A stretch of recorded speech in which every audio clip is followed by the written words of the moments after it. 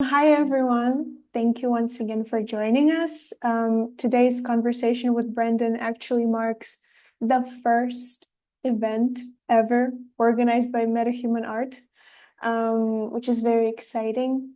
And it's time for us to introduce ourselves, tell you about who we are, what we do, what MetaHuman Art is. We are a group of IB diploma program graduates who took a visual arts course, and we're trying to navigate the art world together.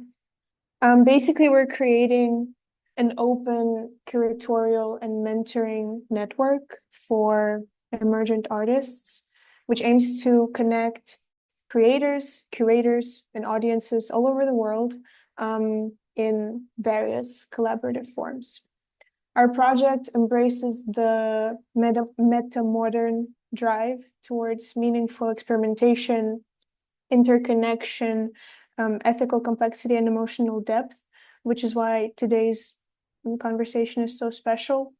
Um, Basically, what we'll do with our project is we will host art makers' profiles and portfolios. We will run workshops, curate exhibitions, manage a whole marketplace. We'll also publish art news, interviews, reviews, mediate mentorships and peer reviews, and much more. For now, we would also like to briefly introduce ourselves, our team. I'll go first. My name is Katya, and I coordinate mentors and wizards, aka invited artists and professionals who are willing to share their experiences and knowledge with emergent artists and guests. I also moderate talks and workshops. And let's hear from Vanya now.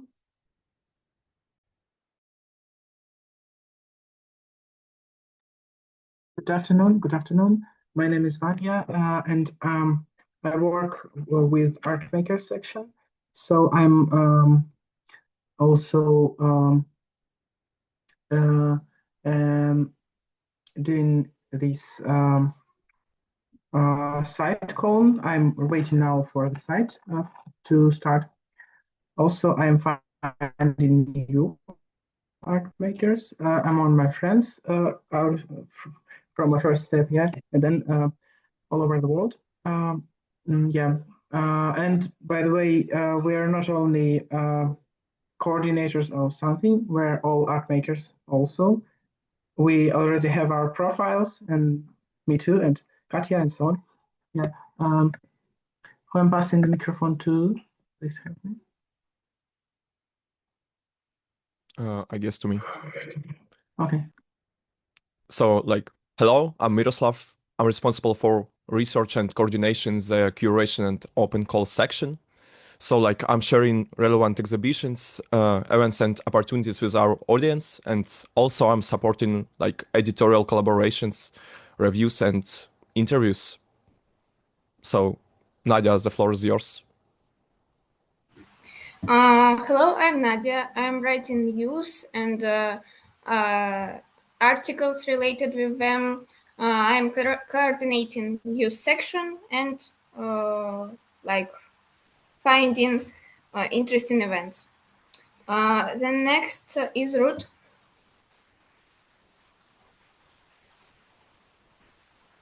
Hello, everyone. My name is Ruth, and I am in charge of finance and development, i.e., I am managing all of the new ideas and how we're going to fund them. And I would like to ask Fyodor to continue. Hi, my name is Fyodor. I'm responsible for social media and also attracting new artists to our project. So Maria, I'm passing the mic to you. My name is Maria. I'm a community manager. I'm responsible for running our social media, engaging with the audience, and attracting artists and people interested in art to our community. I'm also communicate with our community and gather content and insights for our social platforms. I pass microphone to Zadania.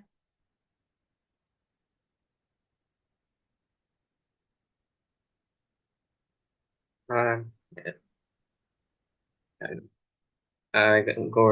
afternoon. I'm Daniil Amin, and I'm responsible in Meta community for the topic of innovation and technology. It's about news, and I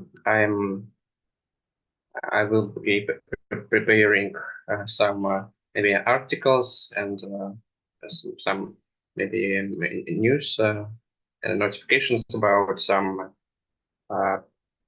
technologies and new methods in arts and are things which are new for this topic. So I think it's not.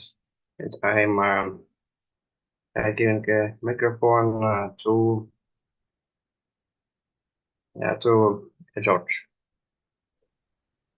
And I think that George is Who is not not here. with us. Yeah, but it happens. Let's Well, hear from Marina, Marina? right? Are you there? Hi, my name is Marina, and I am the person from the past because I have a museum background and a little bit scary. I'm assisting Alena with different stuff, social media, and some common sense. And the mic goes to Alena. Oh, thank you. Thank you. So I'm still admitting people here. Just 1 second, so we don't miss any friend and supporter. Yeah, thank you very much. So yeah, my name is Olina, and I'm coordinator of coordinators. That's how I can put it. I'm trying to be also some kind of project manager here, but in general, I'm just having enormous pleasure and having fun to be among these wonderful human beings. That's my main role and goal and purpose in this project. So I would like to say a couple of words about how we got to know our speaker today, and then I'll pass the mic to Brandon.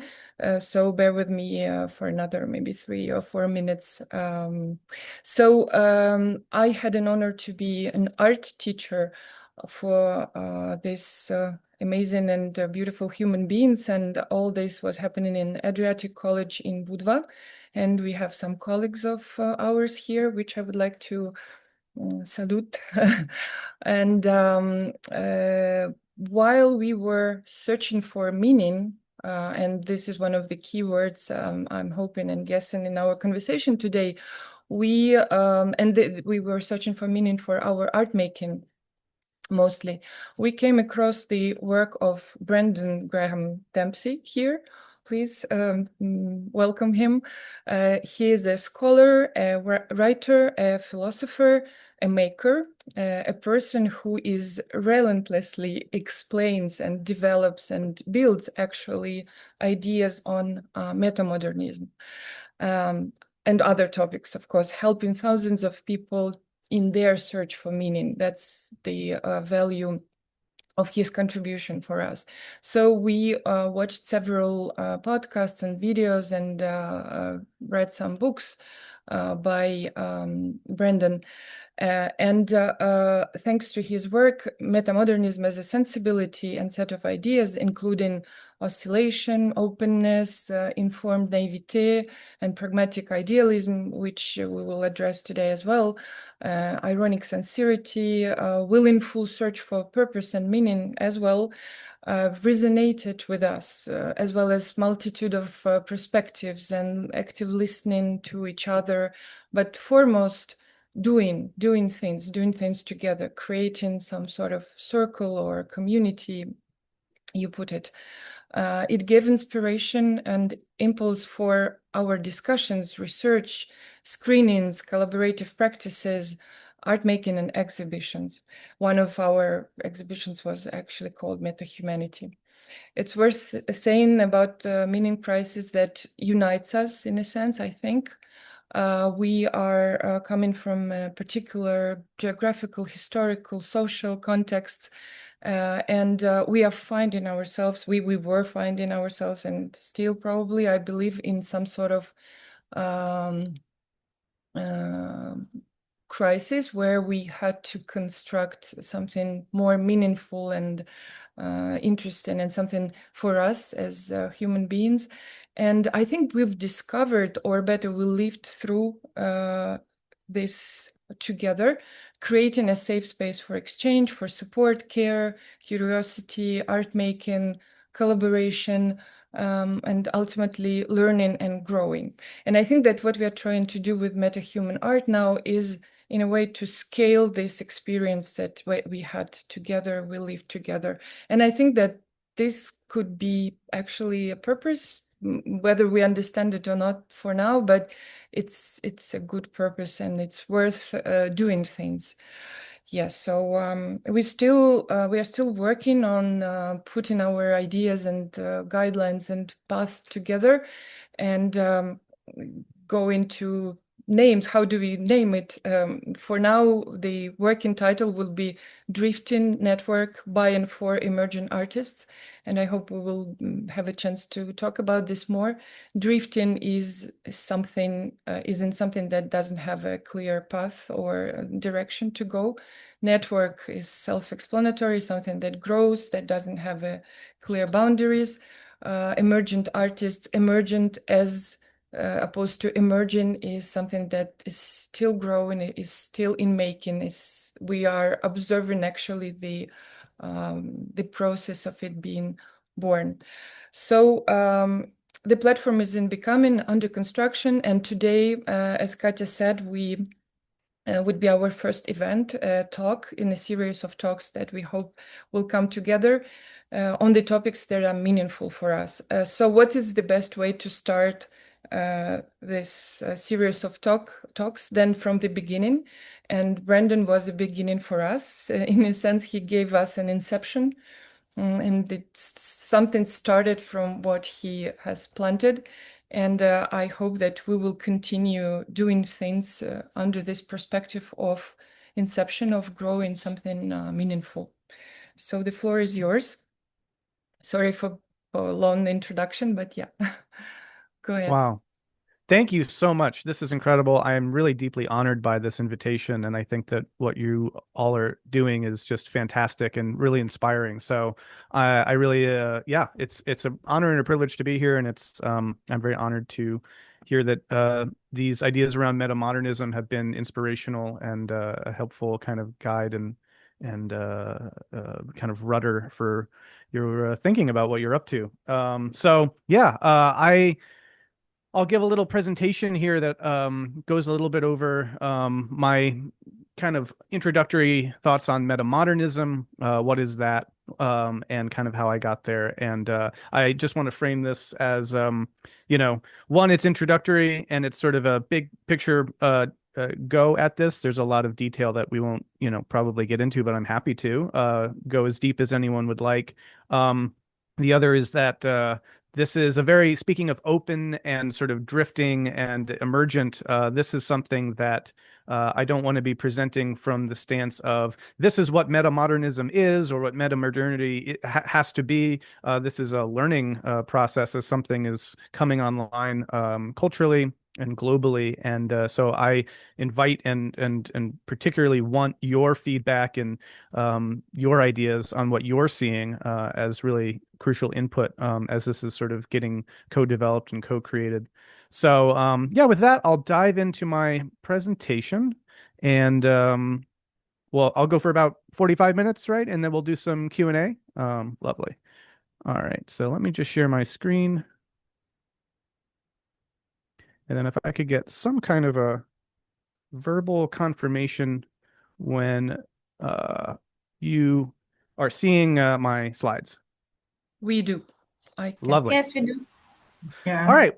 So yeah, as I said, want to talk about metamodernism and metamodernity today for metahumanity and in the context of what you all are up to. And sort of the proposed agenda or outline for this talk is I'll give a little bit of my story, my background, my biography, how I came to this, then dive into a little bit of what this is all about, kind of introduction, metamodernity for noobs, metamodernism then in art, and dive into some of the artistic cultural manifestations that we're seeing, give some examples, but really open that conversation up, and then talk a little bit about what this means for lifestyle and values and sort of a broader sensibility and way of being in the world. So yeah, I'll go for a little bit and then we can dive into your thoughts and questions after this is over. So starting out with my story, I have a progression through this that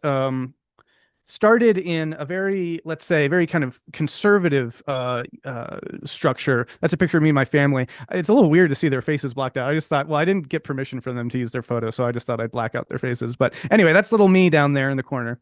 This is sort of this would have been early 90s, and in America, there was a very kind of conservative, religious, political and cultural faction that was really popular, and I got brought up in that. And so religion was very, very important, and it was a very kind of traditional, kind of more dogmatic approach to questions of meaning and value. And there's a little tract showing that there. I don't know, again, how much familiarity people might have with various brands of kind of more traditionalist and conservative Christianities, particularly in America. But these kinds of tracts and things would go around to try to convert people, from the perspective that the imminent apocalypse was about to happen, and there would be a great kind of evil that would arise, and this sort of a thing. And so this was kind of the milieu that I grew up in, and it was kind of very world framing for me. It was my understanding of kind of the biggest sense of meaning and purpose that this sort of more, conservative, traditional religious frame was how to understand reality and give a sense of meaning and value to life. And so I got really interested in that, and you can see me then diving into the study of this, which is what I started to do in high school, and in preparation for eventually becoming, a seminarian or teaching at say like a Christian or religious school. Really wanted to dive into the study of my religion and how I'd kind of been raised. Unfortunately, as I started doing that, a lot of the modern kind of historical and critical readings of some of those traditional framings of the story that I'd been brought up with started to really conflict with what my frame of meaning and value were. They didn't seem to line up, and so this increasingly started to lead me to a kind of meaning crisis, where eventually I found it very difficult to kind of maintain that early meaning structure that I'd been reared in this traditional kind of more pre-modern way of understanding reality, and eventually had just a full-on meaning crisis, an existential crisis, and had to give up that particular way of making meaning, which was very disorienting for me. So then there begins this phase in my life that's a bit sort of existentially wandering and confused. I did some travel at this time, and they're up at the top left is looking at Edvard Munch's Scream with his Nietzsche painting also reflected in the background, and sort of me in between. So a time of real questioning, reflection, wondering, doubt, uncertainty, and spent some time also just going around the world and trying to make sense of reality in this new kind of open, confused way, with my kind of meaning system very much broken open. In my travels and in my, kind of concerted reflection on the state of things, in this sort of disoriented sort of way, I did start to notice things and become very interested in the way that culturally there seemed to be a kind of movement through what I was experiencing individually, which was a kind of meaning crisis. And there was a kind of a way that I was experiencing disorientation. My frame of meaning was lost. and that traditional kind of religious framing didn't work for me. And as I started studying more and more kind of cultural history, at least from the kind of Western perspective, I noticed these interesting parallels between sort of my experience and that kind of history more broadly, where there was a long period of sort of living within religious stories, and then you get this modern period in which a lot of those get questioned, with the rise of the Enlightenment and early modern period, and then moving through that to a kind of really totally blowing open questions of truth and value, beauty, goodness, in a really kind of postmodern deconstruction that in many ways, yeah, was sort of that I felt a visceral connection to through my own life experience. And was very interested in that connection. And I started noticing around me this shift into various other kinds of deconstruction that I was seeing. Deconstruction, also for those who don't know, is a term that people use when they talk about moving out of or falling out of a faith tradition or a traditional religious frame, and then starting to kind of reflectively question and deconstruct that. But deconstruction is also a kind of broader move that happens in all sorts of ways of looking at meaning and reality, particularly associated with postmodernism. And it leads to a kind of questioning and doubt and skepticism of a lot of these frames. And there was a cultural aspect to that and an artistic aspect to that as well, which I was noticing around me. So, for example, this picture here on the left was when I was in Rome at the Academy, where Michelangelo's David is housed. There is a side gallery with a bunch of really beautiful kind of statues from antiquity, but then a postmodern work of art that was, very jarringly different, right? It was sort of a deconstruction of what art in some ways is. It draws on a whole way of kind of approaching beauty or the deconstruction of beauty, and foregrounding that. And the fact of seeing these things kind of contraposed was at this point very confusing to me, because I hadn't yet really deeply studied cultural history and the modernist and the postmodernist moves. I just saw what seemed to me like things falling apart, a kind of move away from beauty and truth, and it seemed like, oh, maybe other aspects of society are going through this in a more collective way, and seeing this kind of on display literally just got me thinking a lot about that. And then on the bottom hand there, that's me and Venice, kind of feeling like everything was sinking, which in some ways it is literally in Venice, which also then tied into my mind this question around where we are collectively, culturally, because, and I'll talk more about this in a minute, there is a sense of crisis, of things falling apart, of things fragmenting and fissuring and sort of deconstructing, the climate crisis being, on display here in front of this church that's literally sinking into the waters of the ocean.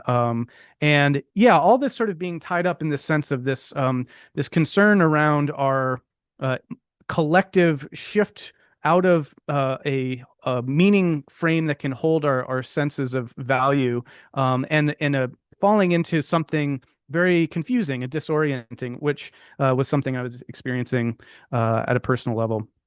So after I got back from my travels, I landed in an art collective called Aesthesia, which was very much the opposite of everything I just described. It was adamantly trying to emphasize beauty and this kind of a 1890s aesthetic of aestheticism. And so this to me was a helpful situation to reorient a little bit as I was trying to grapple with what it meant living in our postmodern situation that was deconstructing so much, and that was in a sense kind of deconstructing beauty and truth and goodness.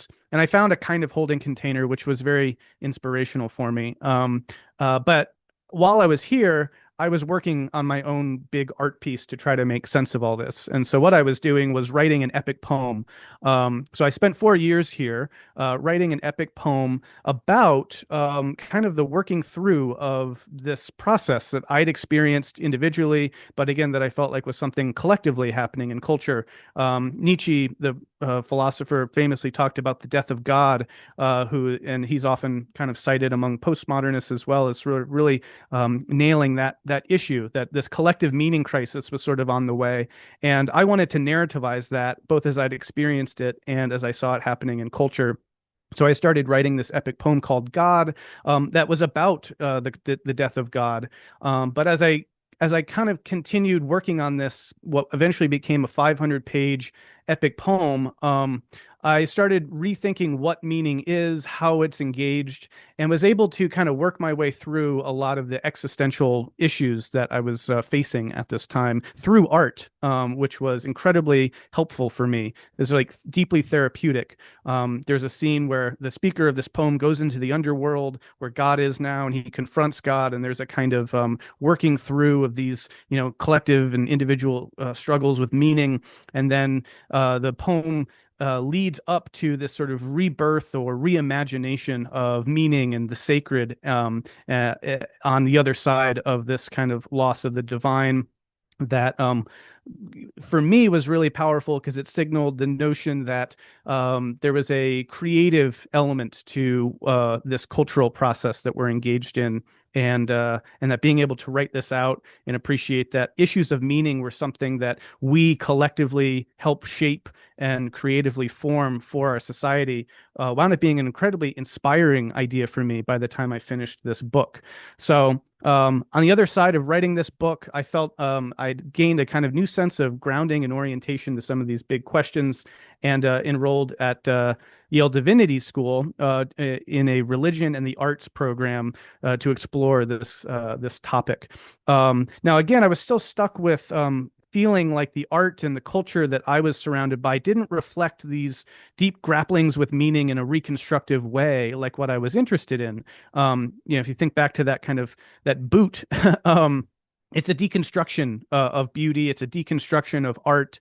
A lot of the ideas that were really exciting in the postmodern movement were around kind of challenging or subverting or cynically, taking apart ideas that had been around for a long time, and that has a really powerful and important role to play in tackling illusion and really grappling with reality in a really deep way. But I also found that there needed to be something on the other side of that as well that then was a reconstructive gesture. It's like everything doesn't end in cynicism and hopelessness. It ends on the other end of questioning and critique and doubt in some other kind of more hopeful reimagining of what meaning and value can be at a higher order of sort of thought and complexity.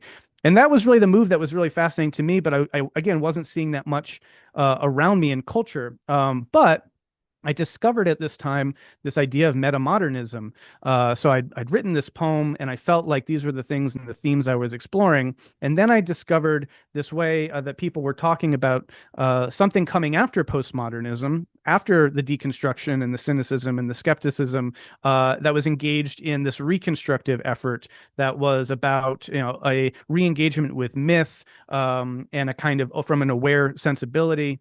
And so it's sort of trying to take into it the insights of the postmodern, but also move beyond the postmodern. And that, to me, was like exactly what I felt like I was doing in my artwork.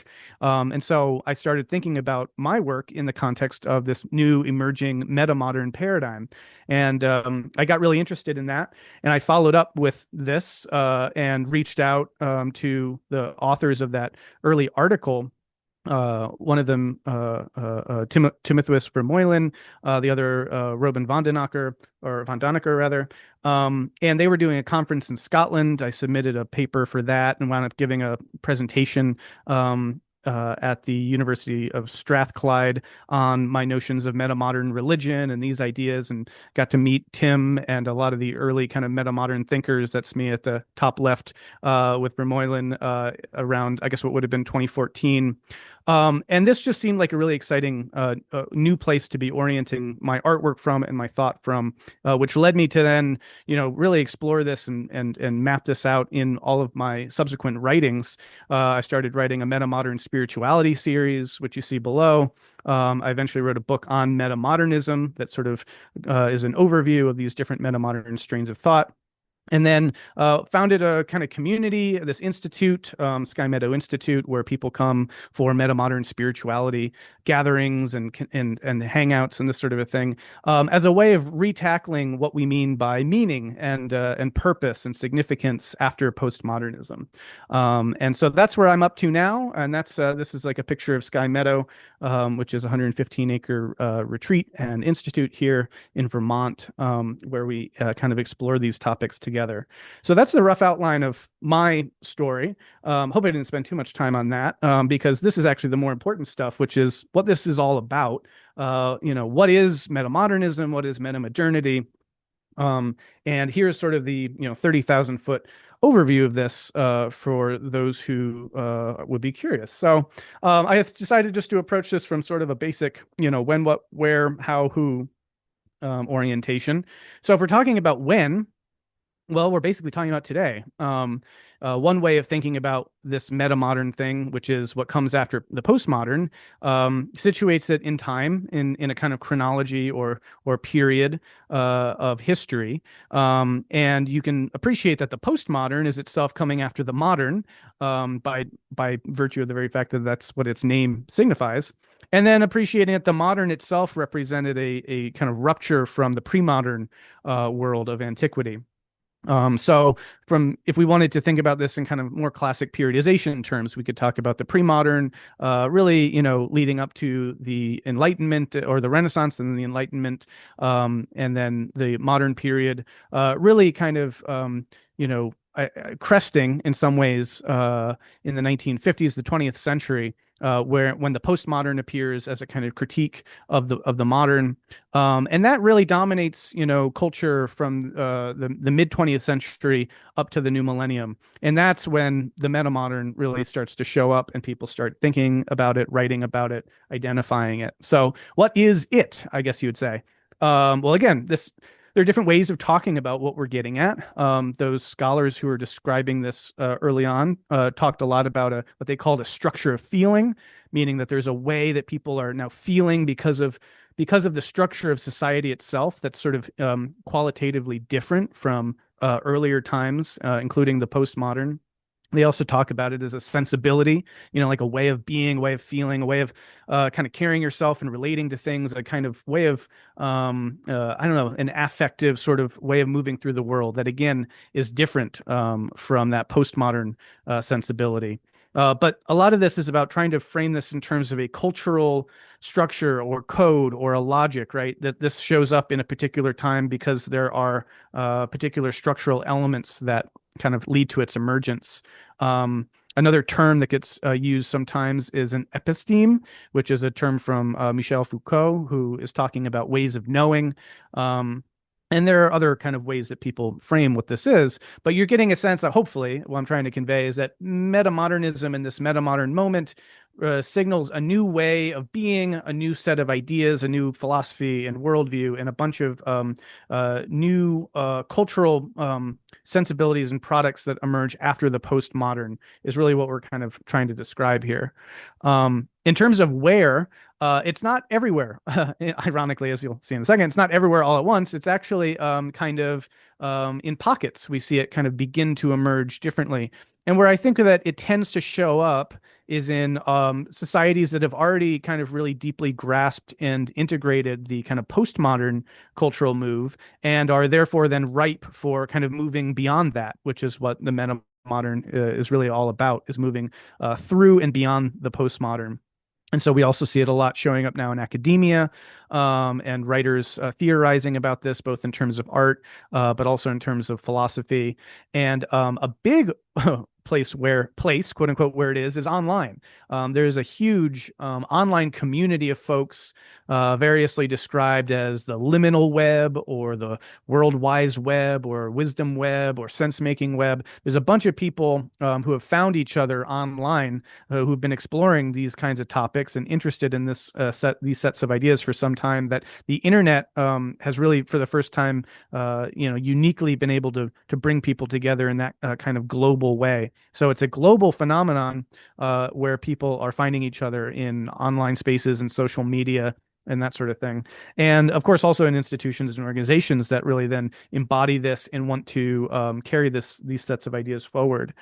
Now, the why of metamodernism is a number of reasons. I mean, the most basic idea is that postmodernism declined. It reached its limits, and people were sort of seeking for what comes beyond that.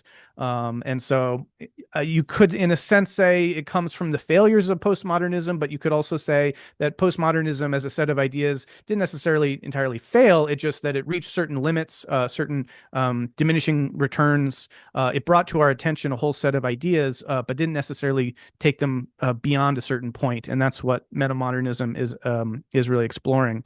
Related to that, too, is the shifting of our social situation. Postmodernism as a sensibility that's very much about cynicism and irony and playfulness, kind of fit very well the 1990s, the 80s and the 90s, which was a time where you had a kind of neoliberal order, the Pax Americana. People felt like they could kind of just, go easy. And so the bigger questions and those kinds of concerns weren't as urgent. And it was more just about, how could we avoid, let's say, things like world wars, and how could we all just sort of get along? There was a kind of easygoing attitude that defined the postmodern attitude. But, and again, as you all in this audience are most keenly aware, as having come of age, in the new millennium, there were huge crises on the horizon: the climate crisis, the financial crisis that hit in 2008. Growing wealth inequality, growing social inequality, these kinds of things that, from that standpoint, don't, what would you say, don't allow for people to just sort of take it easy. We're facing collective crises that are all actually deeply interwoven, and what the meta-modern community refers to as the meta crisis. It's an interwoven set of crises that relate to those things I just mentioned and more. The political breakdown that we're seeing, the institutional, breakdown in multiple societies, the challenge of and the critiques that are being leveled from all angles at that pluralism, at that openness, and presenting a real crisis moment. And so in that context, you need more conceptual tools than just playfulness and irony. You've got to roll up your sleeves and get involved. You've got to care. You've got to say, no, what actually matters? What is meaningful? And so the deconstruction of meaning, the deconstruction of truth, is now not just a sort of fun set of ideas that theorists can play around with. We're living that. We're living the outcomes of the postmodern moment. And, caught in a world where now facts aren't really taken seriously, and the whole question then of what journalism is about and how we can collectively work together. These things are urgent questions that postmodernism brought to the fore and sort of deconstructed and criticized. But now we're realizing from a different angle how important these things are. And I think metamodernism is speaking to that. The other thing I'd just say is sort of at the existential level, similarly, people growing up in the postmodern condition of just sort of, nothing really matters, just kind of buy things and kind of get along and just have a sort of fun, careless, ironic attitude towards things. That doesn't create a very meaningful way of being in the world. And I think people came to suffer from that and seek some kind of way beyond that orientation. They wanted to have some sense of meaning. And I think that that's a deep human drive and something very important. So there's just been a natural working through of postmodern thought around meaning and deconstruction that I think leads to similar conclusions on the other side of that. Finally, developments in science and knowledge, developments in just what we know and how we think of the world, and the advances in complexity science and big history, and a much better understanding of language and how human meaning systems get generated, really just undermined a lot of the postmodern theory, and kind of took our understanding of the world to a new level. And I guess finally, there's this question of inner development, which is a debate in the metamodern community. Some people also see metamodernism as itself a kind of developmental process that requires a new sensibility to arise out of, actually developmentally working through the way of being postmodern and the deconstructive mode, and then getting beyond that. And that takes, a kind of psychological developmental process. So this is just a little chart that comes from Lena Rachel Anderson's book. Don't feel like you have to read all that. You can, this being recorded, you can go back and check that out. But just comparing these different sort of epochs and situating the metamodern in that. All right. Well, for the sake of time, I'll try to move a little faster. And let's get now to then. I think what's maybe most salient for a lot of you is this question of what metamodernism looks like in art. Well, here's a couple examples just from sort of film and television, and I'll just gesture to a couple of these and try to give you, try to pull out what's really there in the sensibility shift. The top left picture is a scene from Everything Everywhere All at Once, which is actually the directors themselves explicitly stated that this was a metamodern film that they were making, and the thrust of that film is an existential working through of this question of that postmodern relativism, meaninglessness. What does it mean to live in a world that's sort of radically pluralistic, where anything could be true? How do you find meaning and value in such a world? And rather than just sort of wallowing in that state or just exposing that as a set of questions, I think this film really tries to answer that. It tries to reconstruct some sense of meaning on the other side. Life of Pi, similarly, for those who are familiar with that, there's a kind of way of looking at Pi's story from a kind of cynical, maybe kind of deconstructive way that just looks at the facts, and doesn't necessarily consider how we might use more mythic modes of understanding our experience to imbue them with deeper meaning, which is ultimately the story, the better story that Pi sees for his life.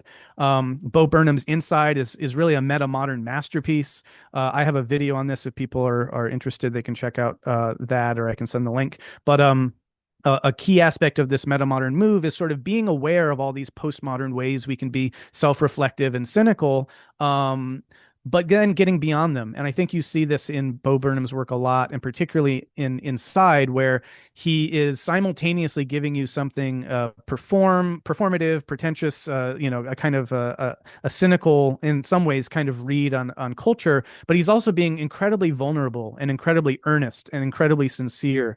And both of those things are showing up in that work, and they're kind of oscillating back and forth. And it just gives you a totally different vibe than you would get if you were to just watch a kind of classic postmodern take on similar topics.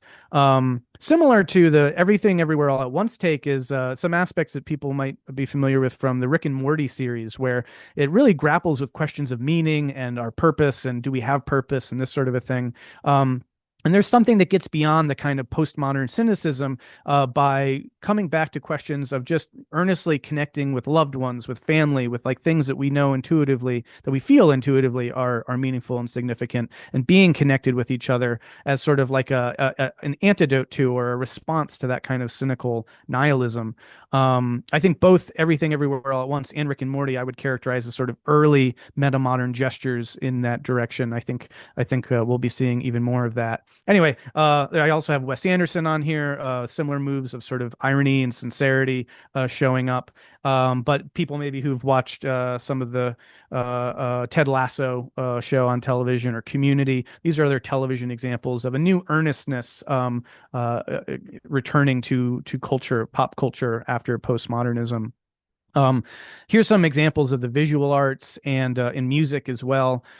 This is a painting by Martin Whitfuth on the left-hand side, which again, is like, it is a religious mythic motif. This is called a pietà in kind of traditional mythic artwork. But here, framing the climate crisis with, I think, a lot of profundity. you can't look at this and then just, say ironically something about it or cynically or kind of, laugh it off and be playful. One of the aspects of the medieval Pietà motif was that the Virgin Mary, who's holding the dead son of Jesus in her hands, is looking usually at the viewer. And it's supposed to kind of inspire a sort of religious conviction and sense of responsibility. Here you have this sort of tree, which is sort of serving that function, that you encounter this and you feel a sense of responsibility for this. It's kind of it makes you culpable in some way that, again, postmodern art would just sort of have shrugged off. And I think that this is significant. So this is Alex Gray's painting on the right hand middle side. A kind of return to transcendence, which is the subtitle of one of my books about metamodernism. But again, from a deeply immanent or embodied, grounded sort of way. And for those who are familiar with Sigur Rós, I put them in here as a music that gestures towards something transcendent, and yet not in sort of a more traditional mode. So all this is kind of getting at this new sensibility, this new way of being in the world, which then leads us to this question of lifestyle and values, I guess. And a little hard to depict this with pictures, but here's just a few that I decided to choose here. You get this sense in the metamodern move of moving into a planet-centric perspective and into a cosmocentric perspective, meaning if you want to look back into time where you had like the traditionalist worldview, which is where, for example, I grew up, as I was telling in my story. That's a very ethnocentric and sociocentric orientation. You're kind of concerned with your Christian community, with your religious community, let's say, and you often tend to then see people not in that community as sort of other, and it's sort of an us versus them mentality. So I showed that tract, that a lot of those proselytizing tracts usually set things up in such a way that it's sort of like, you're either one of us or you're not, and so join the crew. But there's a broader way of seeing that, right? Which is when you start to then reflect on that and get a broader perspective, you can see a world-centric perspective where actually religions are they're in conversation. We've got many religions. There are world religions, and they're offering meaning and values in different ways, but in similar forms to each other. And so you can kind of see it from that perspective that you get outside of that more limited a view of things, and you start to see it from a broader perspective where now, maybe religions can talk to each other. Maybe you can have interreligious dialogue, that sort of thing. But beyond that, and I would say that the world-centric perspective, that's about where the kind of modern and postmodern, well, let's say the modern perspective kind of leaves you. The postmodern begins to get to the planet-centric by, for example, recognizing the climate crisis, recognizing that we live on this planet, what Carl Sagan identified, that pale blue dot in space, like that's where it all happens. And to get that view of things, you really start to see things differently. Maybe you've seen the news recently of, as people like William Shatner and other folks have gone up into space and looked down, they get this new perspective on reality where it's like, oh my gosh, there it all is, right? That's a planet-centric perspective, and that is really where that kind of critique of just that modern world-centric perspective shows up, because it's not big enough, and that's where a lot of that postmodern sense of awareness around a lot of the modern problems got us. But I think the metamodern is gesturing even beyond that to really imbibe that and to really situate the planet within the cosmos, within this broader universal story, and to understand the meaning and the significance of all of that. I won't go too much into this because, again, I want to be sensitive around the time issue here. But again, here's a picture on the top here from a community, a Buddhist monastic community called Maple, or the Monastic Academy for the Preservation of Life on Earth, which I think is very kind of meta-modern in orientation, by exploring, how can we be of service to the planet, and to the kind of inner development of people, and to the collective meta crisis that we're facing. I also had a picture here of urban gardeners who, again, are kind of after the modern, and that kind of move to just sort of create a kind of very human-centric environment with concrete and all of that. You start to realize that we need a bigger perspective that starts to reintegrate with nature, and to see our engagement with reality from a broader perspective. A lot of the metamodern ethos and lifestyle aspect is really informed by a kind of ethos and and aesthetic of solar punk, if you're familiar with that. So I had a couple of pictures in here there. Again, trying to bring together all the different aspects of the evolutionary parts of our story that include the traditional and the modern and the postmodern into a kind of integrated whole where technology can be in harmony with nature and where people can be in harmony with different meaning making systems, that sort of a thing. Down at the bottom, there's a picture of a modern kind of art chapel that people are making, which is sort of the creative aspect of the I don't know, the sacred, that I think is also a really important return that you see happening in metamodernism.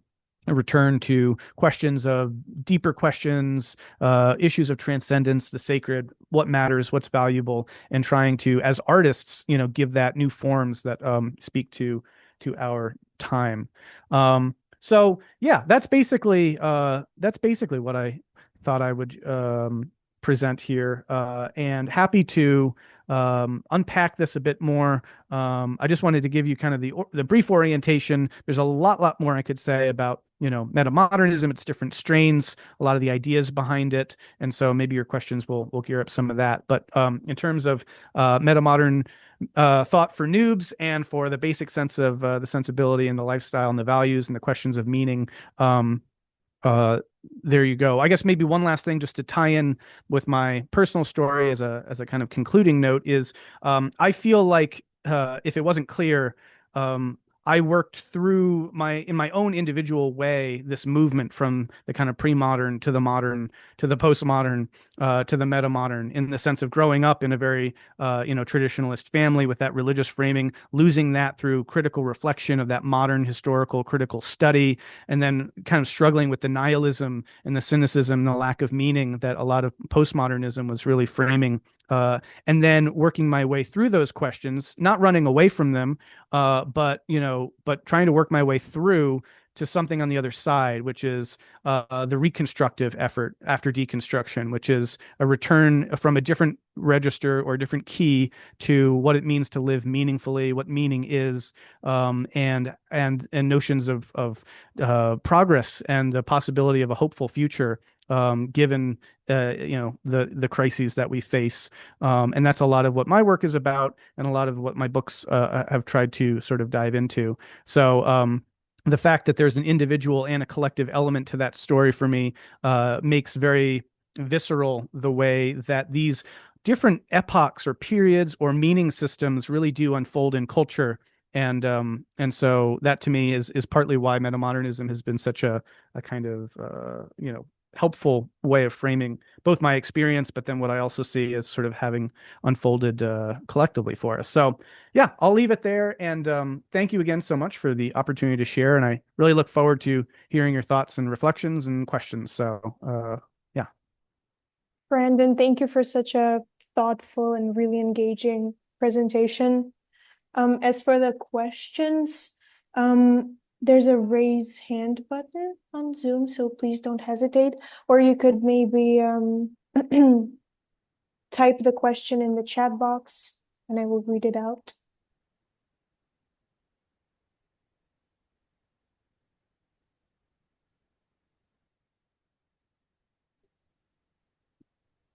Give it some time. Who will break the ice? When to... Oh, I actually have, many, yeah. Okay, I wanted to thank you also, and yeah, go ahead, Katya. You follow whom you want. I was just sent a question actually. Speaking of construction, deconstruction, and reconstruction, do you still keep doing it? How have your religious ideas transformed? Quite personal.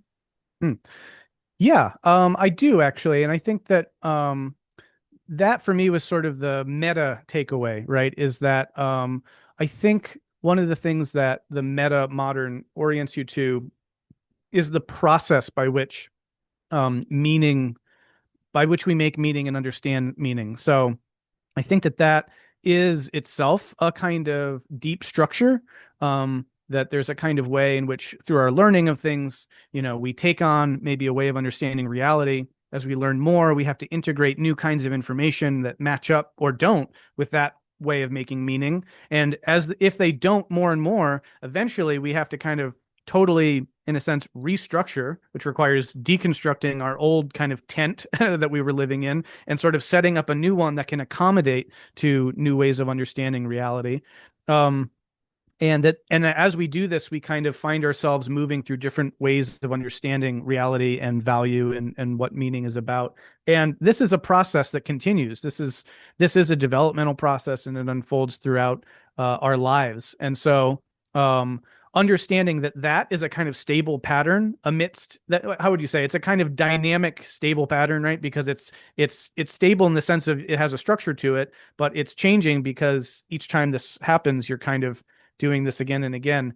And so for me, as I got beyond my first meaning crisis and then had another one, and then maybe another, it's like, oh, I'm seeing how I make meaning.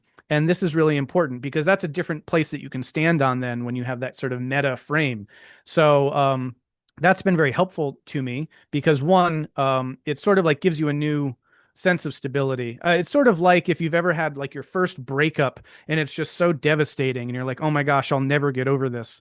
But then maybe you get into another relationship and that goes really well, but then you break up with that person or they break up with you and you're like, oh my gosh, this is really awful, but I've been here before and I know that like I kind of know how this works, and then if it happens again, it's something like that where you get a new sense of a stability even in the change. And so I think for me, meaning making is what's really important, and that I actually see the breakdown of meaning systems as part of a broader way of understanding meaning, which is that it's moving towards more comprehensive scopes.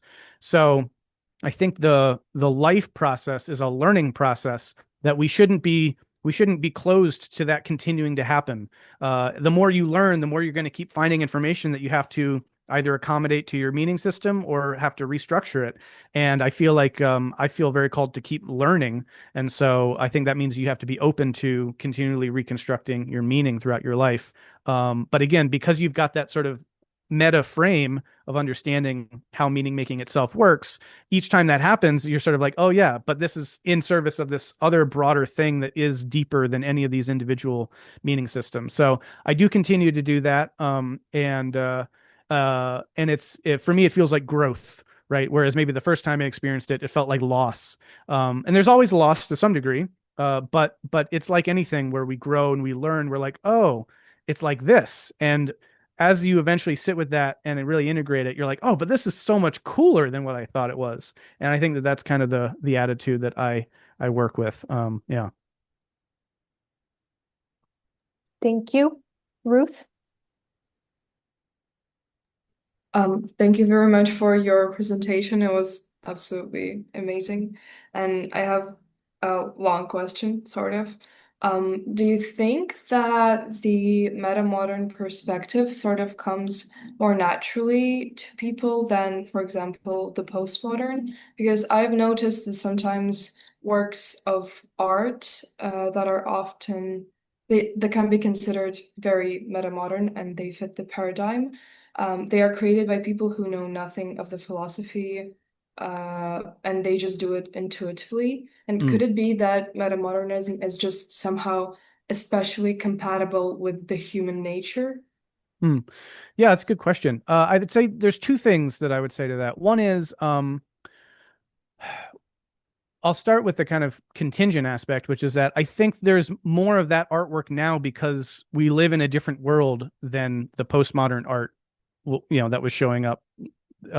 Like, when I was growing up, there was hardly anything gesturing to any of that metamodern sensibility. And so because that was the nature of sort of the social structure and the kind of world order at the time. So I think that the idea of the structure, the cultural logics, right? The cultural structures do condition certain things feeling more natural. So if you're seeing people just intuitively making metamodern art, I think that's because we're increasingly living in the structure that, leads to people having that sensibility.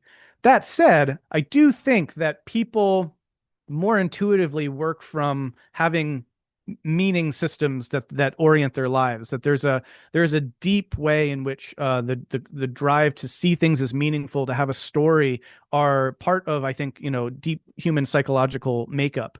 And Viktor Frankl's work is really good on this, and others too. But so there is something you could say that's sort of deeply human that I think resonates in the metamodern more in some ways. The danger there, though, is that I think that what's important in this metamodern shift is that it should really take seriously the critiques of the modern and the postmodern as well. That's what characterizes it as being metamodern. And so the danger could sometimes just be that, oh, well, if we're really primed to want to feel meaning and significance, then, we're going to find that. But if we don't take seriously all the ways that, oh, we might be fooling ourselves, or that maybe that's a social construct that's limited, and or it comes out of an oppressive power structure that we need to be aware of, or dot dot dot. There's a lot of things that the modern and the postmodern frames brought to our attention that I think, making meaning on the other side of that needs to account for.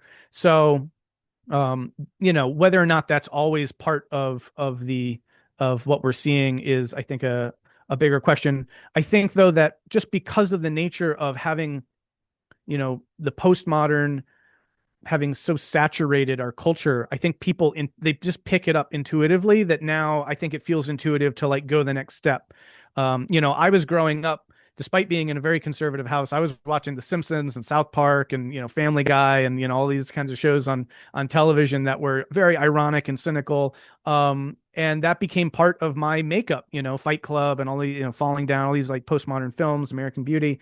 There was just part of my sensibility that just soaked that up. And so that's what a lot of popular culture, I think, does, is it allows us to just sort of soak up the vibe of our culture. And I think because that's already permeated so much of society, now people very kind of more organically can find their way on the other side of that, because it's like, oh yeah, well, of course, dot, dot, dot, right? But you had to go through that to make it, yeah, of course. So I think it can depend.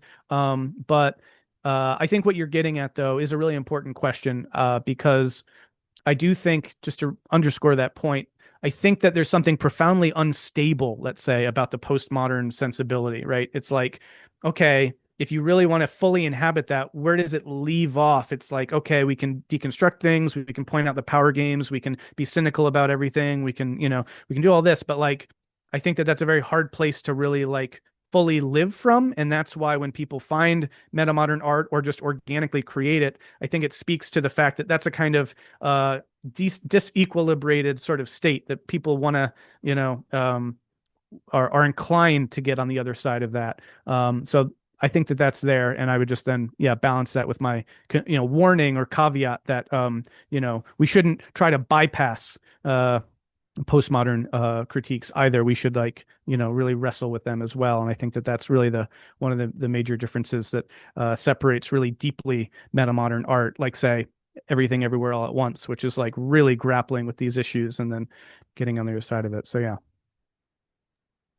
Thank you. I'm seeing a raised hand from Maria. Masha, please. Thank you for your presentation and talk. I have a question. I want to know your point. What do you think? Is it possible to resist without mocking yourself or self-pressure? Something like that. Sorry, the audio is coming a little choppy for me. Would you mind just re-asking that question? Okay. I want to know your point of view. Is it possible to resist the system without mocking yourself? Is it possible to resist a system without what? Mocking yourself. Oh, mocking yourself. Oh, that's a really interesting question. Well, I think what I would say is, I think a really hard but nuanced approach is to acknowledge that the complicity that people have in systems that they want to resist. I think this is one of the hardest things to do. For example, I'm deeply concerned about our ecological crisis. I also own a car and just got on a plane, which has negative impacts on the environment. how do I balance those two things? Does that make me a hypocrite? Or is there a spectrum? Like, well, if you try to generally reduce, then you're kind of doing it better than if you don't. But I guess my point is that you can't operate outside the system. I mean, where I live and how the current system is set up, I actually have to have a car in some ways, right? So I'm reliant upon a system that I'm trying to transform. And I think mocking that dynamic is one approach to laying that bare. I think that the postmodern, critical, cynical sort of aesthetic is a way to do that. But I think there's something after that, right? And so mocking as a general kind of aesthetic strategy is a very postmodern way to lay bare the tensions and the contradictions that exist in society. So a lot of postmodern art and culture is about critiquing certain assumptions of the modern ethos, and it does that by mocking them, and so and that's like I say that's a legitimate and an important move, right? When even if you want to go back to like Duchamp and his fountain, bringing that in, is that mocking the kind of art establishment of his day? In some ways it's also raising a bunch of questions around what is art and who gets to decide and what does context do to determine these questions. But you could call it a sort of mocking gesture. To go back to that boot, right, that I saw next to Michelangelo's David, there's a kind of mocking that you could see there. It's sort of like, oh, you've got your, beautiful marble sculpture. Well, look at this, janky little wooden leg here, and this is art. So, so screw you, And there's something there that I think is actually it does work. It makes us think, and then it causes us to be more open-minded about questioning our assumptions, which I think postmodern art is really good at. I would just say that there's something after that, right? And I would also say that you can make those kinds of moves without necessarily mocking. You can do that from a more compassionate way as well. So I would one way of understanding metamodern aesthetics is to take some of the ideas and strategies of postmodernism, but kind of use them for radically different purposes, right? So maybe instead of just mocking the contradiction or the tension, maybe there's some way of showing it, but with almost as like a suffering that makes you feel compassion, right? If you see someone living in a way that doesn't make sense and they're at pains to try to justify, you can either mock that or you can say, "Ooh, that person's suffering. They're having a hard time trying to be in this world as it is and maintain integrity." And I think that metamodern move of seeing that through a lens of compassion is different from the postmodern move. But I also think that the postmodern move is a kind of necessary step along the way. So I don't want to discredit or discount the move of mockery or cynicism. That's what the ironizing move does. But I also think that there's this other thing where we're not just, I think, in the metamodern frame trying to just lay forth the problems. We're trying to fix them. We're trying to get somewhere else. We're trying to reconstruct, right? And so if you've experienced this from personal relationships, just mocking someone doesn't improve the relationship, right? It probably makes it worse. What improves a relationship and what solves problems is by meeting people where they're at, being compassionate, trying to engage in shared learning, and then trying to, bring people along with you collectively so that people feel a sense of being heard and feeling seen. Those are the kinds of moves that lead us into a better world. And so I think a lot of that postmodern gesture kind of got stuck with the cynicism and the mocking. And what we really need actually is kind of, offering a helpful hand and being charitable, because there's also a humility there that's like, you know what, we're all complicit in this really broken system. So it's also a little bit like, yeah, maybe someone can see the irony or the tension there a little bit better, but no one is sort of perfect or blameless in this collective system that has destructive aspects to it. So I'm not sure if that answers your question, but that would be my take. Thank you. Thank you. Vanya, please. Thank you for this incredible presentation. I really loved watching it and listening to it. Thank you very much. I have two questions. Actually, one is more practical and one is more theoretical. I will probably start with the practical one. So the question is, are you art maker now? Are you practice as an art maker? And if yes, what are your art projects like right now? And how does it connect with your meta-modern view of the world? Yeah, a good question. And yeah, I didn't want to make this, I felt like I was already spending so much time on myself with the biography. I didn't want to make it so much about me, but I do still continue to do art. It's taken a little bit of a backseat recently to my theory writing and nonfiction writing that I'm doing.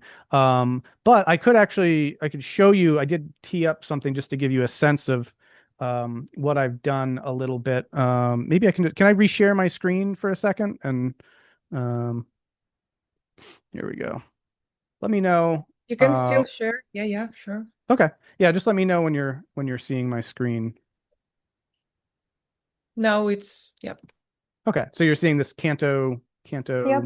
Okay, cool. So what I did actually with that epic poem that I wrote was I turned it into a massive commentary and digital sort of storytelling world. So it's kind of set in the sort of solar punk, future. On the other side of our collective crises, we've kind of, resolved a lot of our issues, and we're living in the world that we're trying to create. And now people in that world are looking back on this sort of epic poem as a sort of, like a myth that they have as part of their culture. So that means that it actually has gone through a series of critical editions. So like, for example, I through my study of the Bible, wound up not just reading the Bible, but then you read commentaries and you read study Bibles, something like that, which have, marginal notes, and they have background, and they give synopses and all these things. So what I did was I basically turned this literary text into a kind of critical edition. So, you see here that, I've got like a synopsis for each of the cantos. This will give a better sense of it. Then there's a presentation of the text, and you can see that there's basically notes on the side here that both explain, some of the terms, but also give some interpretation. And they're color coded because there are different speakers, different thinkers. So like gray is one annotator, and then there's a blue, someone writing in blue. So this is sort of an annotated version of this story that then gives commentary and interpretation and all of that. And it's a very meta sort of move. But if you're familiar with, say, Nabokov's Pale Fire, it's a similar kind of move, which is sort of that postmodern, oh, we're actually going to, go meta on the text and do a metafictional thing here.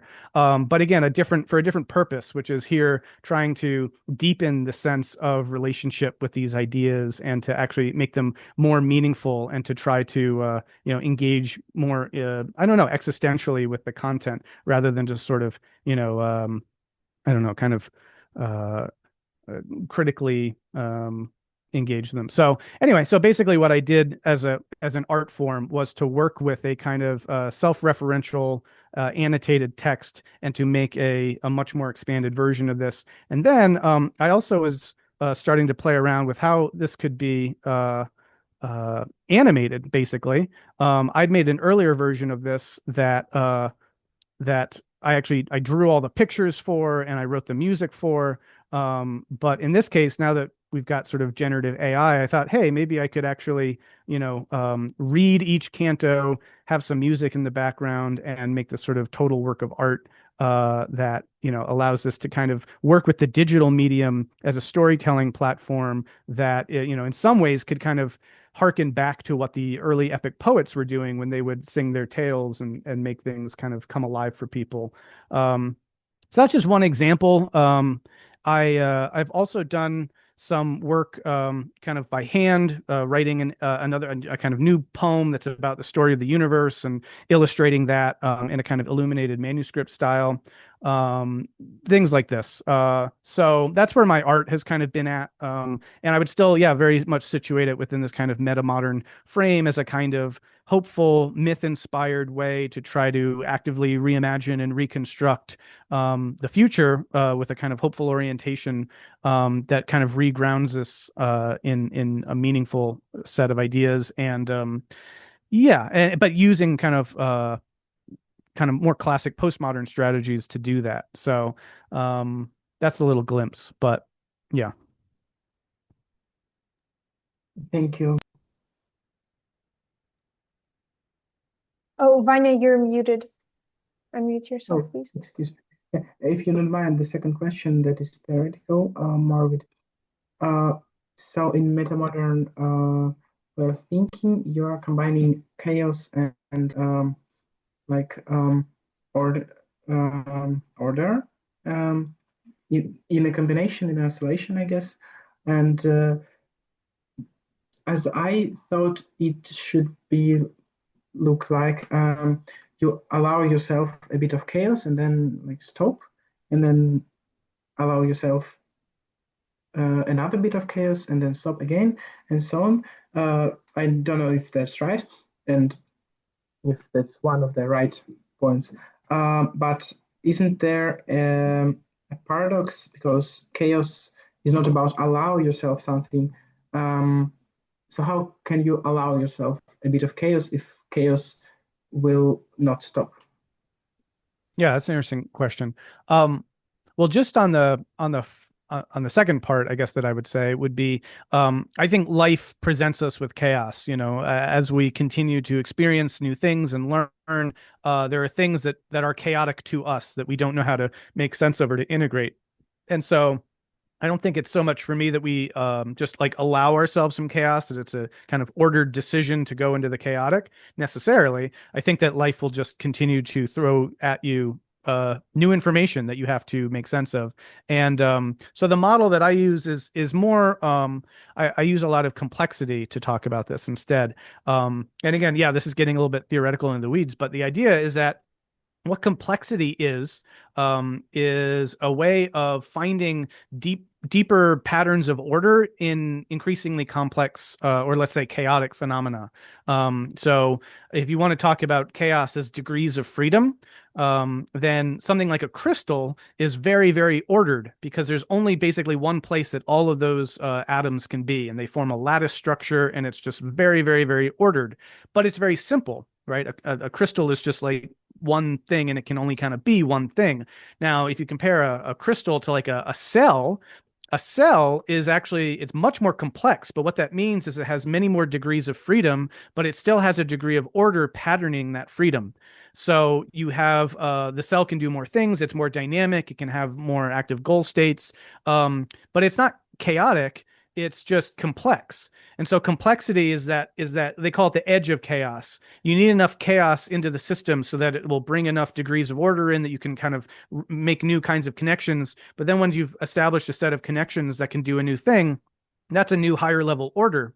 And so a lot of my work gets into thinking about this using lenses of entropy and thermodynamics and whatnot. But I think this is actually true of human meaning systems as well. And a lot of my work is also about looking at the complexity or the complexification of how we make meaning. Because similarly, I guess you could say there's a rigidity to more dogmatic, kind of narrow-minded ways of thinking.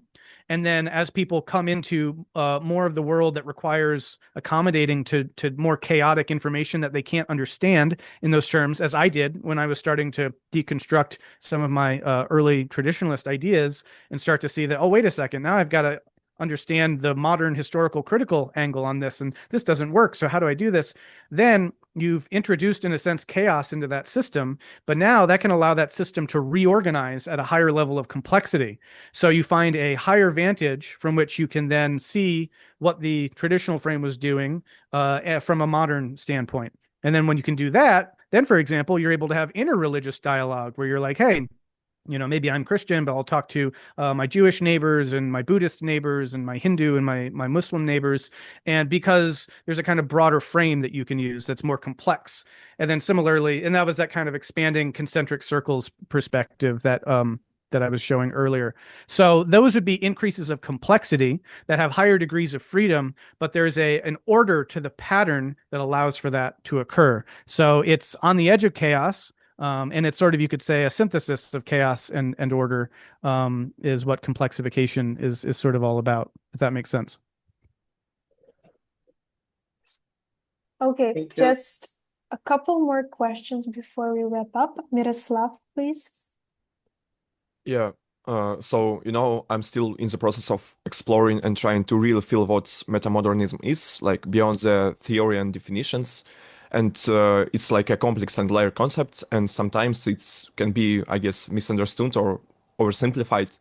And so that's why my question is, like, what are the most common misconception about metamodernism you've ever encountered? That's good. That's a good question. Um, Well, as a way into that question, I guess I would say, I talk about a metamodern discourse, and we can look at postmodernism as an example, right? People are right to say that postmodernism means a lot of things, right? So we have a way of sort of summarizing, distilling, simplifying that. And we can mention, the kinds of ideas that people like Foucault and Derrida and Baudrillard were exploring. And then we can kind of get a gestalt and say, oh, that's postmodernism and it has this kind of function here and that sort of thing. And I think that's useful. But if you want to get really technical and specific and you zoom in on that, well, actually, Derrida was saying rather different things than Foucault, and maybe they disagreed sometimes, and maybe they disagreed with themselves over time. Maybe you read late Foucault and he's saying actually something different from early Foucault, and this kind of thing. And then what, did any of these people identify as postmodernists? Well, not necessarily, and some people actually actively rejected that term, etc. So things get messy, when you kind of stop using things as heuristics and you kind of dive in. But I still think those heuristics can be helpful, and we can be responsible with how we use them at different levels of scale and analysis. And so I think something similar is true with metamodernism, that it's a discourse and there's a plurality, there's diversity within that discourse. So maybe, I guess what I would say is that one of the biggest misrepresentations would be that metamodernism is just one thing. It actually takes a couple of different forms, and there are disagreements and debates in metamodern discourse. There are a couple of different kinds. And so some people are really just interested in looking at cultural artifacts and trying to understand them the way that cultural critics did with postmodern art, but now in metamodern terms. And they use a different set of tools to kind of do that. And some of their conclusions will be in disagreement with the assumptions of other, say, philosophical schools of metamodernism. So there's a richness there, and it's alive, it's vibrant, it has some diversity. So I would say metamodernism isn't one thing, but it is an umbrella term that I think is helpful for us understanding what's beyond postmodernism. And I think it's also helpful, and maybe this is another really important misrepresentation.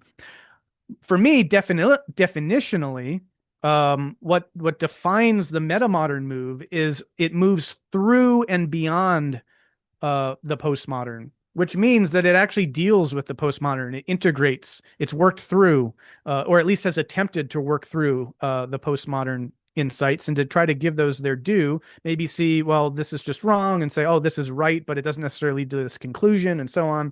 And I think one of the misunderstandings sometimes would be that any kind of rejection of postmodernism might get called metamodernism, and I don't think that's right. So I think going forward, and we're already seeing this now, there are a lot of people that might speak, they might offer critiques of postmodernism, but just offering a critique of postmodernism is not the same as metamodernism, right? You could be, I mean, I grew up in a traditionalist family where postmodernism was a term I would read in books, but it was always like the boogeyman. It was like, postmodernism is evil. It's from the devil. It leads us to, satanic relativism and et cetera. Now that's a critique of postmodernism, but that's a critique of postmodernism from within a pre-modern kind of more traditionalist frame, right? And because they would also attack the modern, historical critical thing as being that's, godless atheism and secularity and this not. So I think that what really defines any properly metamodern frame is actually knowing and grappling with the pre-modern, the modern, and the postmodern, recognizing what's going on in all of those, and then situating what's being articulated on the other side as moving through that and integrating it, rather than just sort of moving away from it. So yeah, I'd want to emphasize people being discerning around, not just conflating every instance that they see of people, attacking or critiquing the postmodern as a form of metamodern thought, because it has a particular orientation to it. So there's just a couple of ideas that spring to mind. Thank you. George? Yeah, so first of all, thank you. My question was, do you think that metamodernism could be our humanity's last stop, or what do you think will come next? Yeah, well, and that's also important. I see metamodernism as being a movement, um, in time and in a set of ideas, but not the final, response or set of answers. Um, I think that that's also important, that people who are engaged in metamodern conversations, are self-consciously aware of that, because I think part of the ethos of the metamodern perspective is that knowledge and meaning systems are contextually, situated. We're not trying to make grand absolutistic claims of this is the way it is and has always been, or this sort of thing. It's actually precisely acknowledging one of the key postmodern insights, which is that things change, cultural and social situations help shape our understanding of the world, and this is where we're at now, or let's say maybe at the leading edge or the cutting edge of this kind of long process. But I would never say that metamodernism, this is actually one of the problems that showed up in postmodernism, is you had people like Francis Fukuyama talking about the end of history. A lot of postmodern thought was about the end of art, for example, or the end of this, the end of that. There's a sense of the end of everything. We've, somehow kind of made it, and that's very much not proven to be the case, right? History keeps coming back, and we keep changing. And so, I'd like to say that it is the next stop on a kind of, train of history moving forward.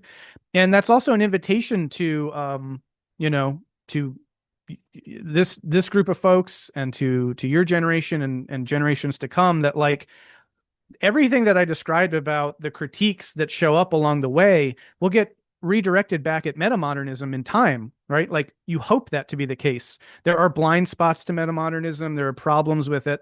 And so we might not, we're trying our best with what we've got, but just as the postmoderns help, reveal and bring forth the problems with modernity, and the modern thought help bring forward and reveal the short-sightedness, or let's say the blind spots of traditionalism, I think that whatever's coming on the other side of the metamodern will have to do the same with metamodernism. There's a way that from within metamodernism we can talk about that, and people exploring the realm of archdisciplinarity, for example. I think there's a compelling way of thinking that if indeed these meaning systems are complexifying, then whatever comes after metamodernism will need to be more complex than metamodernism, and so we can get gestures and glimpses of what that looks like already. But yeah, I mean, history is so fascinating, and intellectual history is so fascinating, because you can't predict it. It unfolds, it's emergent, and so we don't know what's going to come, and all we can kind of work with is what we've got for the time being. But I also think that gives us the right kind of humility, right? One of the big problems of modern thought was its totalitarian, absolutistic notion. Whether it's fascism, or communism, or whatever it is, it's like this is the big system that will answer everything, and be the new utopia, and that can be really, really destructive. So we don't want to just give up on trying to make meaning and make the world better, like a lot of what happened in postmodernism, but we want to hold our strivings for a better world with looseness and openness, so that we have, actually, you could say, enough chaos and dynamism in the system that we're not going to be closed to new ideas, right? But it's a good question, and I would say that, yeah, I think that I think it's a sign of wisdom when, as Socrates, for example, said, what I mostly know is that I don't know.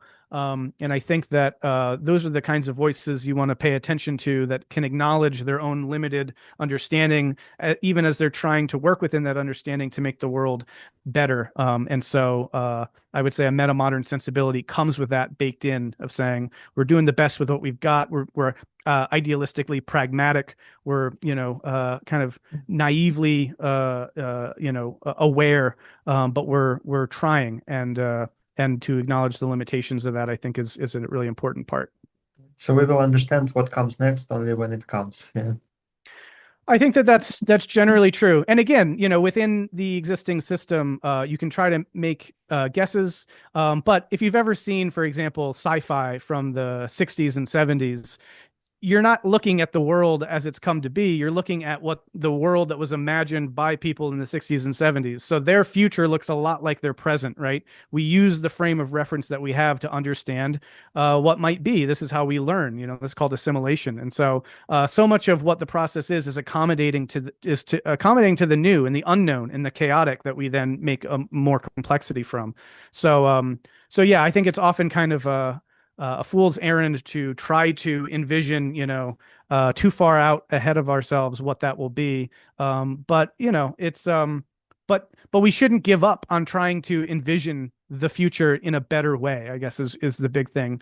And if there is kind of a major takeaway, and one that I hope I can impart on this audience, given the incredible work that you're doing and the creative work that you're doing and the inspired work that you're doing, is that trying is important. Like, keep trying, don't give up, don't give in to hopelessness. And so to be creative and to be hopeful for a better future, like, we need that, even as we can't allow ourselves to get rigidly stuck in our particular notion of what that future has to be, and it's a totalizing system, and then that has the negative effects of often excluding people that later on people look back and they say, hey, wait a second, why didn't those people get brought in? Why didn't that perspective get brought in? So it's a very difficult dance to do, and maintaining that openness enough and having a sense of the stability enough. But that, I think, is the challenge. So anyway, yeah. So keep envisioning the future as best as you can imagine it, and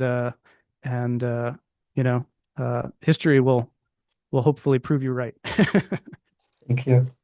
Oh, wow. We have another question. Let this be the final one. Unfortunately, I feel like there's so much more to unpack. I also would like to ask something at the end. Okay. Okay. With this Here goes. And thank you. How well are the terms metamodernism, metamodernity established in academia? At this point, pretty well. I think that it's a relatively new field, and I would say that it's pretty well established. Many people are doing dissertations on this in a particular field, like in architecture or in art. And I started co-founded with Jason Ananda Josephson Storm, who's a professor at Williams College, an academic journal called Metamodern Theory and Praxis. So that's the first explicitly metamodern academic journal.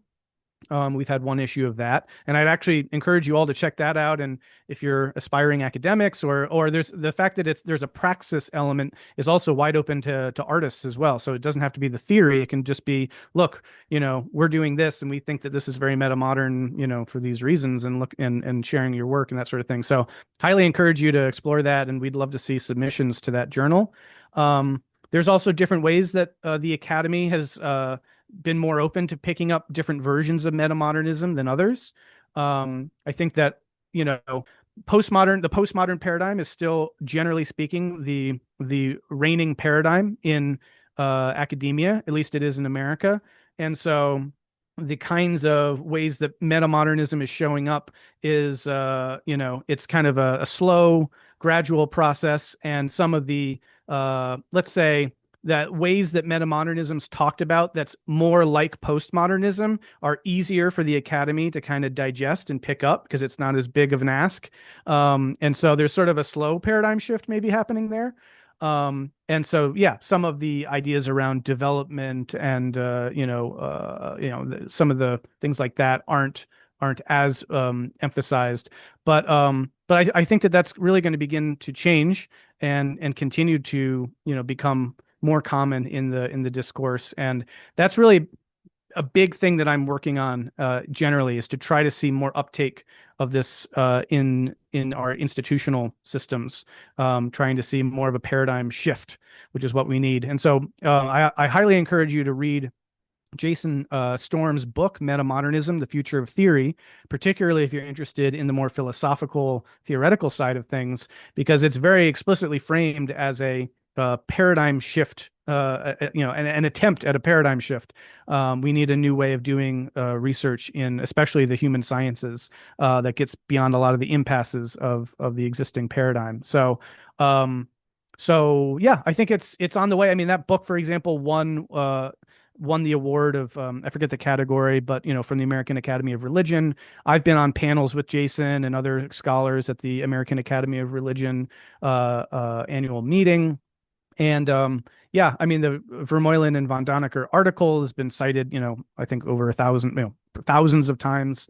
So anyway, it's growing. But also a lot of this is really is very new. So you're showing up to something that's got a lot of momentum and excitement behind it. And honestly, most of that's happened in the last 5 years. So this is a very kind of cutting edge thing. And yeah, would love to see more of this get explored in academic contexts. But it also needs the cultural angle also picking it up very explicitly. So the fact that the Daniels for the Everything Everywhere All at Once movie were very explicit about that, like they were theoretically informed about the art that they were creating. And this is another interesting dynamic that artists increasingly do try to frame their artwork in terms of a broader kind of paradigm for people to help people understand it and to do that sort of thing. So the fact that you're artists and you're aware of some of this theory is really significant, because I think that can be helpful for advancing these ideas, but for also allowing you to position your work in a way that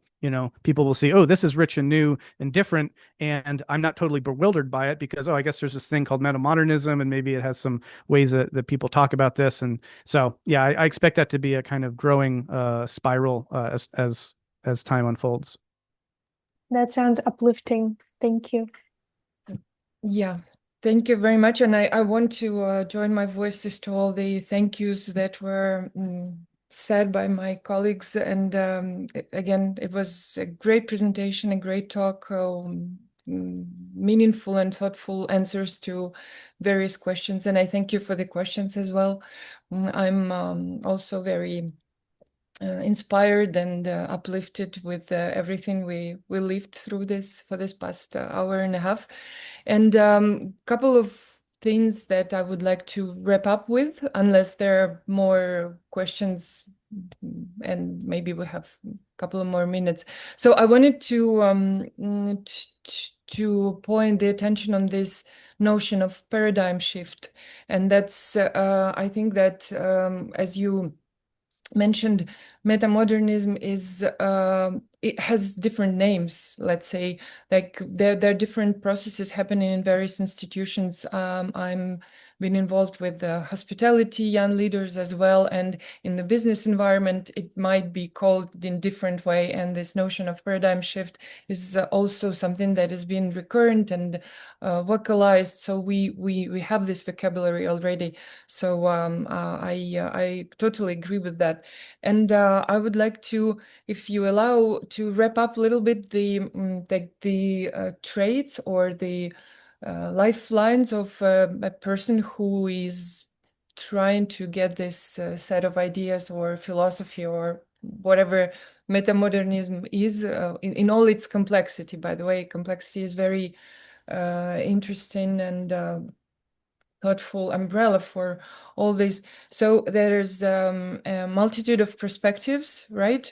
There is this notion of getting into finding a purpose after some major crisis. That's what I heard. I'm quoting here some of your conversations, meaning that you've been there, you know what's on the other side, but you don't stop looking, you don't stop researching, you don't stop wanting to find this purpose, right? Then the third would be the sense of responsibility. So I'm in this world and I matter. I'm responsible for what's going on. I'm responsible for the group I'm living with, but also for the bigger processes and for the bigger communities, right? Then community, of course, and trying to find yourself and specifically willingly putting yourself into the edifying communities, as trying to build the circle around you or finding this circle. Complexity, of course. And the last thing I would say that comes to mind, the kind of an inceptional nature of metamodernism. It's just like something that, right, that grows inside, that that auto evolves in all its complexity, right? And yeah, maybe I'm forgetting something, and then I would have a little last question. Maybe you can comment on this. Yeah, no, I think those are wonderful threads to pick up on. And yeah, there's a lot to try to pick up here. There's a lot to try to put out. And so, in many ways, this is just the beginning to try to get into this very full topic. And I think everything that you named is, really central. I think to try to, even bring that all together, there's I love the word complexity because its literal meaning is to weave together. And so when something is complex, it has a number of different components all kind of woven together like a tapestry that has a broader pattern on it. But no one string or one strand has that picture. It's contributing to an emergent whole. And so I think that is helpful for understanding. That's a good metaphor for a lot of this at multiple levels. One is that, yes, there are many different perspectives, and we should take seriously those different perspectives. For me, having moved through a number of perspectives, that helps me be able to speak to folks from different perspectives and say, maybe speak to folks who are very much active and care about, a traditional framing, people who are really interested in sort of modern, critical thought, people who are coming more from a postmodern deconstructive or, maybe activist angle, etc. Having facility and ease and relationship with all of those perspectives is important. And so what can bring those together, what can weave them together, we need weavers more than anything today. Because right now, and especially in America, you've got different strands that are all basically just yelling at each other, saying that, well, my perspective is right and yours is wrong. And a lot of the insight, I think, is that from a more holistic perspective, maybe there are strands moving in different directions, but they're helping to paint a big picture. And so if we can see the interconnectedness and the interwoven aspect, and if we can stand back from that tapestry enough and give us more of that complexity, then we can be more helpful in our communities, kind of find bridges and connect people, connect ideas. We can be more, I think, just attuned to the reality of nature, which is very, very complex, and again leads to a kind of humility that I think is wise. And then also in a big way, this whole complexity thing is a new way of seeing reality and the universe itself, which is I love that, which is that we live in a complexifying universe, is that this isn't just something that happens among human societies. This is what happens at every level of reality. And to realize that, then you actually start to see a different way of understanding our role in all of this. That there's speaking of meaning, we're not just maybe meaningless little fluke dots of space, in kind of meat suits on a strange rock hurtling in a void, the way that some people, maybe tend to think of ourselves. But actually, we're really at the driving edge of the complexification process of the very universe that we live in. And if you look at it from that perspective, it's a very different way of understanding your role and what role you can play in the world, which is a beautiful, rare gem of complexity in the universe. So I think it reorients us in a profound way of thinking in those terms. And I think that weaving together is maybe a helpful way actually tying all those things you just said together into a single metaphor. I wonder what those weavers are that sort of help us reach that complexity. I mean, I think you're an audience of potential weavers yourselves, right? So, I think that particularly younger people who have grown up in the world with its fraying strands see very clearly that something is not right here. It's a lot easier for you then to be like, hey, we actually do need a paradigm shift. We actually can't just justify or rationalize the old way of doing things. We actually need to rethink things in a profound way. And that we do that by getting a more complex picture of reality, but also the creativity, the actual weaving, right? You're makers, you're poets, you're artists, you're putting something out into the world, and the world needs new ways of relating to itself and to each other. And so that I feel like is a really profound calling of artists like yourselves to take this kind of, meta modern vision to heart and then express yourselves through it. And that's what literally changes the world that people interact with and then changes the way that we behave and treat each other. So, yeah, maybe again, it might sound a little cliche, but it really is the truth that we create the world and are in a position to make it a better world. And I think that rather than treat that idea cynically, we can be like, yeah, well, that's actually kind of true, isn't it? So, yeah. Little last question would be an invitation for you to deconstruct briefly. I know we are overpassing the time, like the meta human art net, the name that we are given to ourselves. Maybe it will change with time, of course, but yes, in this object that if you don't have a name, you don't know how to speak to people about yourself. What do you think about this name? Does it speak? Will it speak? Yeah, I think so. I mean, it seems to capture a lot. I mean, if to the degree that, this meta modern thing resonates, and so that meta notion is important, trying to think about humanity and our collective way of seeing and being in the world from that kind of orientation.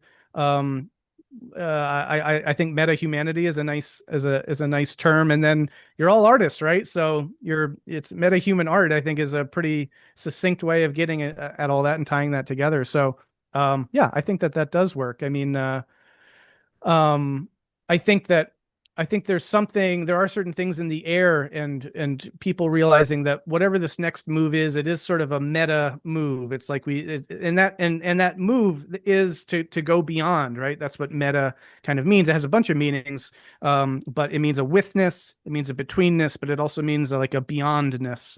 And I think that to the degree that there's a new generation, there's a new way of seeing the world, and that it at least hopes to promise some ways of starting to move beyond the older broken system and way of doing business, then yeah, we've got to kind of level up to that meta human capacity. And so I like that. I guess if I were to deconstruct it, and I hate to end on deconstruction, but I think you have to be aware that people will say, well, what is this? What does it mean? I've never heard of metamodernism. I've never, and then of course, there are within the postmodern worldview, strong, you could say, allergies to thinking about, leveling up or progress or development. Because I think, for good reasons, the postmodern inclination is to want to just see everything as flat, even, level, kind of egalitarian. And it kind of is very, uncomfortable with notions of sort of things moving up in a direction. And a lot of the critiques of postmodern thinkers leveled at modernist thinkers have been like, we have to collapse these distinctions. It's not high art and low art, and it's not, there's not any kind of progress going on here, and there's not evolutionary development. So I think one of the challenging dances is to, again, understand those critiques, be aware of them, really deeply integrate them, and then, see what this term and way of seeing can mean on the other side of having done that. So, that would be my only maybe deconstructive thought around like a meta human or a meta humanity. We want to avoid totalizing things, right? And so, but just knowing you and knowing this group of folks, I don't think that that's particularly in danger here. is a concern. So I think we also do have to be bold, and so thinking about humanity in a new way, and what it could be and what it in some ways has to be if this is going to continue to thrive and flourish as a biodiverse planet. I think that's really the big call for all of us. And so I think we need to be a little bit audacious and allow ourselves a little earnestness and sincerity about that. I will say one last thing too, which is that if this all resonates, great, but there's an element in which, well, how do I want to say this? I guess what I want to get across is that you need to be true to yourself, and wherever you're at with thinking about meaning, worldviews, and how to live in the world, be authentic to that, right? And so, one, don't just adopt a meta modern take on things because, oh, maybe this is the cutting edge, or maybe this is, it'll help with my art career or something like that, right? You don't want to do that. Artists need to speak authentically from their own souls. And so if that is more critical and suspicious and skeptical and all of that, then, speak to that. Don't feel like you need to use this as like a new rubric that needs to force some kind of art or orientation out of you. If anything, it's just supposed to be a map to understand how, there are or can be things on the other side of, say, more postmodern strategies in art.